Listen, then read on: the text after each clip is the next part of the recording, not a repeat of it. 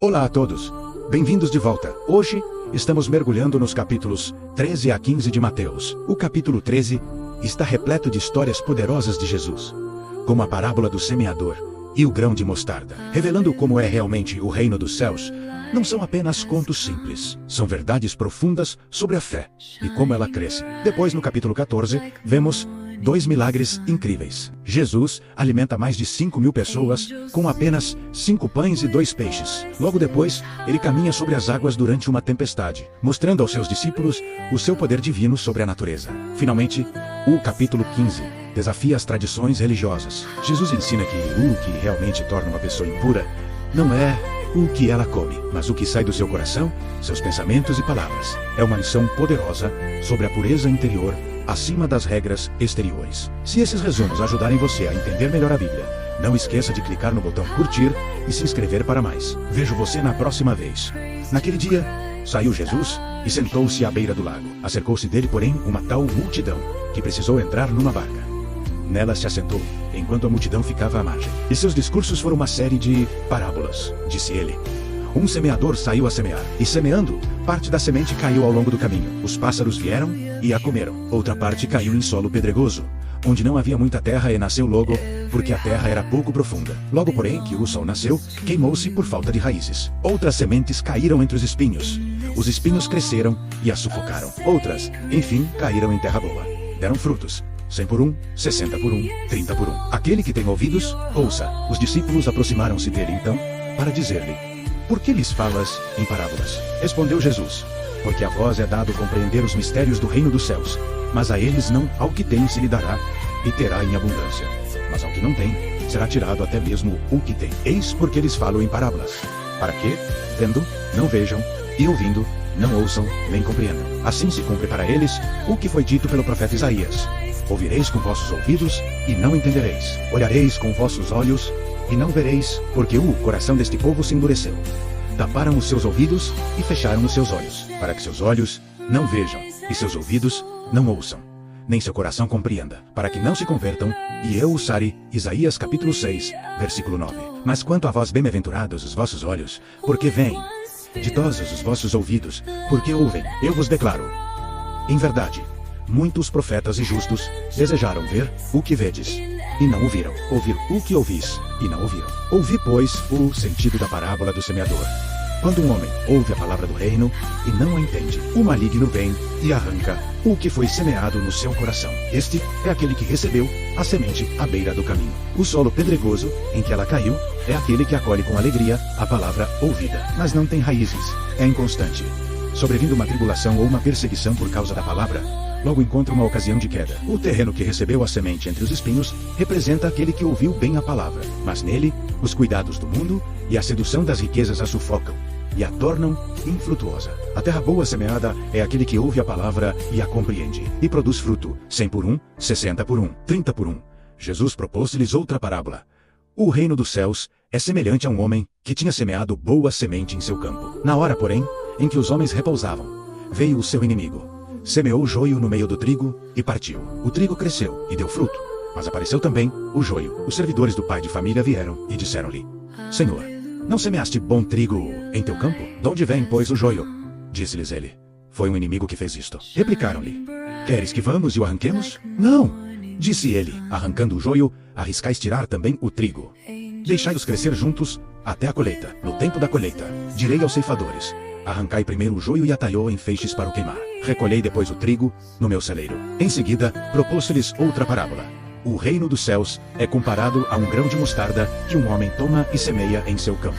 Esta é a menor de todas as sementes, mas, quando cresce, torna-se um arbusto maior que todas as hortaliças, de sorte que os pássaros vêm aninhar-se em seus ramos. Disse-lhes, por fim, esta outra parábola. O reino dos céus é comparado ao fermento que uma mulher toma e mistura em 3 medidas de farinha e que faz fermentar toda a massa. Tudo isso disse Jesus à multidão em forma de parábola. De outro modo, não lhe falava, para que se cumprisse a profecia. Abrirei a boca para ensinar em parábolas. Revelarei coisas ocultas desde a criação. Salmos, capítulo 77, versículo 2. Então, despediu a multidão. Em seguida, entrou de novo na casa e seus discípulos agruparam-se ao redor dele para perguntar-lhe: explica-nos a parábola do joio no campo. Jesus respondeu: o que semeia a boa semente é o filho do homem. O campo é o mundo. A boa semente são os filhos do reino. O joio são os filhos do maligno. O inimigo que o semeia é o demônio. A colheita é o fim do mundo. Os ceifadores são os anjos. E assim como se recolhe o joio para jogá-lo no fogo, assim será no fim do mundo. O Filho do Homem enviará seus anjos, que retirarão de seu reino todos os escândalos e todos os que fazem o mal, e os lançarão na fornalha ardente, onde haverá choro e ranger de dentes. Então, no reino de seu Pai, os justos resplandecerão como o sol. Aquele que tem ouvidos, ouça. O reino dos céus é também semelhante a um tesouro escondido num campo. Um homem o encontra, mas o esconde de novo, e, cheio de alegria, vai, vende tudo o que tem para comprar aquele campo. O reino dos céus é ainda semelhante a um negociante que procura pérolas preciosas, encontrando uma de grande valor. Vai, vende tudo o que possui, e a compra. O reino dos céus é semelhante ainda a uma rede que, jogada ao mar, recolhe peixes de toda espécie. Quando está repleta, os pescadores puxam-na para a praia. Sentam-se e separam nos cestos o que é bom e jogam fora o que não presta. Assim será no fim do mundo. Os anjos virão separar os maus do meio dos justos e os arrojarão na fornalha, onde haverá choro e ranger de dentes. Compreendestes tudo isso? Sim, Senhor, responderam eles. Por isso, todo escriba instruído nas coisas do reino dos céus é comparado a um pai de família que tira de seu tesouro coisas novas e velhas. Após ter exposto as parábolas, Jesus partiu, foi para sua cidade e ensinava na sinagoga, de modo que todos diziam admirados: onde lhe vem esta sabedoria e esta força miraculosa? Não é este o filho do carpinteiro? Não é Maria sua mãe? Não são seus irmãos Tiago, José, Simão e Judas? E suas irmãs não vivem todas entre nós? De onde lhe vem, pois, tudo isso? E não sabiam o que dizer dele. Disse-lhes, porém, Jesus: é só em sua pátria e em sua família que um profeta é menosprezado. E por causa da falta de confiança deles, operou ali poucos milagres.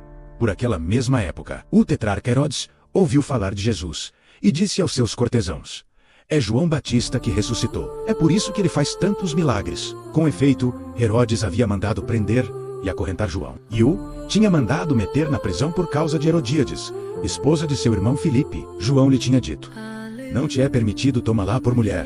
De boa mente o mandaria matar. Temia, porém, o povo que considerava João um profeta. Mas na festa de aniversário de nascimento de Herodes, a filha de Herodíades dançou no meio dos convidados e agradou a Herodes. Por isso, ele prometeu com juramento dar-lhe tudo o que lhe pedisse. Por instigação de sua mãe, ela respondeu: dê-me aqui, neste prato, a cabeça de João Batista. O rei entristeceu-se, mas, como havia jurado diante dos convidados, ordenou que lhe dessem e mandou decapitar João na sua prisão. A cabeça foi trazida num prato e dada à moça, que a entregou à sua mãe. Vieram então os discípulos de João trasladar seu corpo e o enterraram. Depois, foram dar a notícia a Jesus. A essa notícia, Jesus partiu dali numa barca para se retirar a um lugar deserto. Mas o povo soube e a multidão das cidades o seguiu a pé quando desembarcou. Vendo Jesus essa numerosa multidão, moveu-se de compaixão para ela e curou seus doentes. Caía a tarde. Agrupados em volta dele, os discípulos disseram-lhe: este lugar é deserto e a hora é avançada. Despede esta gente para que vá comprar víveres na aldeia. Desses 6 restos, porém, respondeu: não é necessário, dai-lhe vós mesmos de comer. Mas, disseram eles, nós não temos aqui mais que 5 pães e 2 peixes. Trazei-mos, disse-lhes ele. Mandou então a multidão assentar-se na relva. Tomou os 5 pães e os 2 peixes, e elevando os olhos ao céu, abençoou, partindo em seguida os pães, deu-os aos seus discípulos, que os distribuíram ao povo. Todos comeram e ficaram fartos, e dos pedaços que sobraram, recolheram 12 cestos cheios. Ora, os convivas foram aproximadamente 5.000 homens, sem contar as mulheres e crianças. Logo depois, Jesus obrigou seus discípulos a entrar na barca e a passar antes dele para a outra margem, enquanto ele despedia a multidão. Feito isso, subiu a montanha para orar na solidão. E, chegando à noite, estava lá sozinho. Entretanto, já a boa distância da margem, a barca era agitada pelas ondas, pois o vento era contrário. Pela 4ª vigília da noite, Jesus veio a eles, caminhando sobre o mar. Quando os discípulos o perceberam caminhando sobre as águas, ficaram com medo. É um fantasma, disseram eles, soltando gritos de terror. Mas Jesus logo lhes disse: tranquilizai-vos, sou eu. Não tenhais medo. Pedro tomou a palavra e falou: Senhor, se és tu, manda-me ir sobre as águas até junto de ti.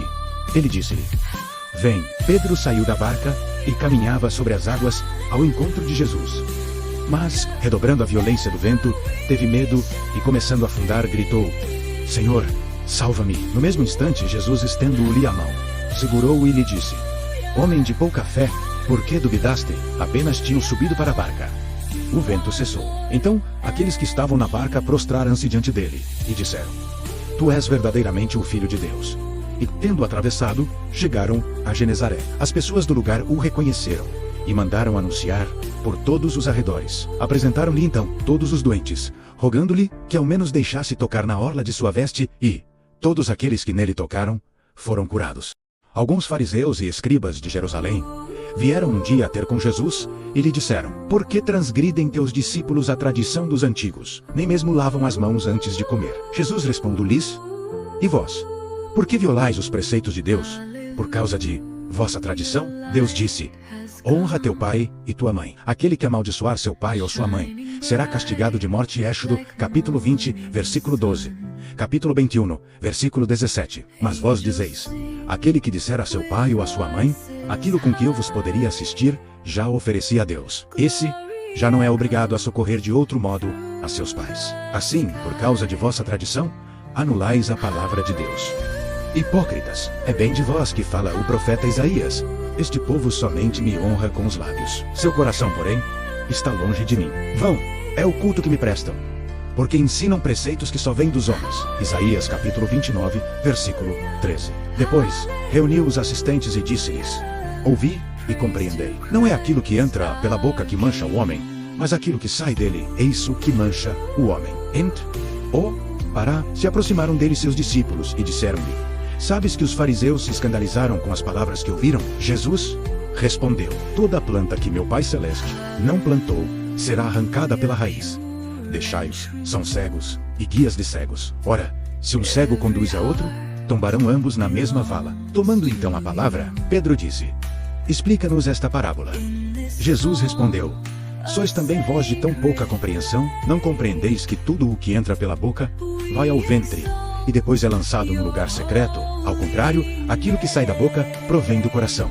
E é isso o que mancha o homem, porque é do coração que provém os maus pensamentos, os homicídios, os adultérios, as impurezas, os furtos, os falsos testemunhos, as calúnias. É isso que mancha o homem. Comer, porém, sem ter lavado as mãos, isso não mancha o homem. Jesus partiu dali e retirou-se para os arredores de Tiro e Sidônia. E eis que uma cananeia, originária daquela terra, gritava: Senhor, filho de Davi, tem piedade de mim, minha filha está cruelmente atormentada por um demônio. Jesus não lhe respondeu palavra alguma. Seus discípulos vieram a ele e lhe disseram com insistência: Despede-a, ela nos persegue com seus gritos. Jesus respondeu-lhes: Não fui enviado, senão as ovelhas perdidas da casa de Israel. Mas aquela mulher veio prostrar-se diante dele, dizendo: Senhor, ajuda-me. Jesus respondeu-lhe: Não convém jogar aos cachorrinhos o pão dos filhos. Certamente, Senhor, replicou-lhe ela, mas os cachorrinhos ao menos comem as migalhas que caem da mesa de seus donos. Disse-lhe então Jesus: Ó mulher, grande é tua fé, seja-te feito como desejas.